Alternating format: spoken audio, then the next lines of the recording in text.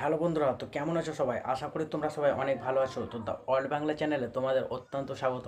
তো আজকের ভিডিওতে আমি মূলত আলোচনা করতে যাচ্ছি মিডল ইস্টে সৃষ্টি হওয়া নতুন একটি যুদ্ধফ্রন্ট, যেটি ইসরায়েল ও ইরানের মধ্যে চলতি যুদ্ধ সৃষ্টি করেছে। তো বেশি দেরি না করে শুরু করা যাক আজকের এই ভিডিও।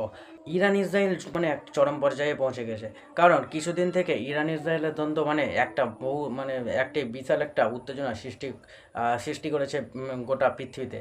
তো মিডল ইস্টে এমন একটি যুদ্ধফ্রন্টের সৃষ্টি আবারও হয়ে গেল। তার ফলে কি মিডল ইস্টে অর্থ সংকট দেখা দেবে, তাই জানবো আজকের এই ভিডিওতে।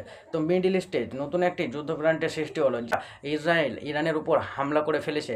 আবার কিসে হামলা করেছে? পরমাণু ঠিকানাতে হামলা করেছে। ইসরায়েলের প্রধানমন্ত্রী বেঞ্জামিন নেতানিয়াহু এই হামলার পুষ্টি করেছেন কি ইসরায়েল ইরানের পরমাণু ঠিকানাকে টার্গেট করেছে। পরমাণু ঠিকানা যেখানে ইরানের তেহরান শহরে অবস্থিত পরমাণু ঠিকানার উপরে ইসরায়েলের হামলা, এবং ফিরান শহর নামক একটি শহরে যেখানে ব্যালিস্টিক মিসাইলের গোদাম আছে সেখানেও হামলা করেছে ইসরায়েলের হামলাতে ইরানের আইআরজিসি চিফও মারা গেছে বলে দাবা করেছেন ইসরায়েলি পিএম বেঞ্জামিন নেতানিয়াহু। তো কি মনে হচ্ছে বন্ধুরা, কি ইসরায়েলের হামলার ফলে এবার কি নতুন একটি যুদ্ধবিমান সৃষ্টি হতে পারে?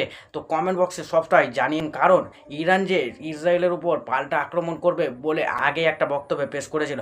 কারণ কি ইসরায়েল ও আমেরিকার হামলার পাল্টা প্রতিক্রিয়া ইরান তৎক্ষণাৎই দেবে বলে মনে করা হচ্ছে। কারণ ইসরায়েলের হামলার ফলে ইরানের যে ক্ষতি হয়েছে, এবং ইরানের পরমাণু সায়েন্টিস্টও মারা গেছে বলে এই হামলাতে দাবা করেছে ইসরায়েলের প্রধানমন্ত্রী। তো কি মনে হচ্ছে বন্ধুরা, কি ইসরায়েলের হামলার ফলে কি ইরান কি পাল্টা আক্রমণ করতে সক্ষম হবে? সবটাই কমেন্ট বক্সে জানিয়ে দিন। তো দেখা হবে আবার একটা নতুন ভিডিওর সঙ্গে। ততক্ষণের জন্য ভালো থাকবে, সুস্থ থাকবে। জয় হিন্দ, ধন্যবাদ।